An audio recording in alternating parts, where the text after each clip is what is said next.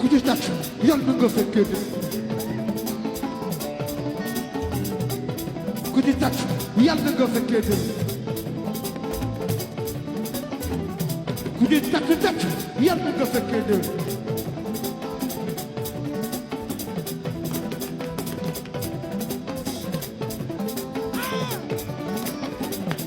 Mbay Si Njaay fii lu ko gën a neex gisuma ko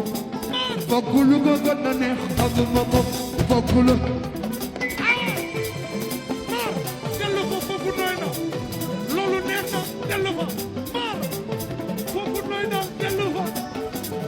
yow Mbay Si Njaay fii lu ko gën a neex gisuma ko fokk lu ko gën a neex xamuma ko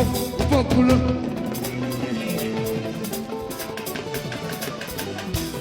Papito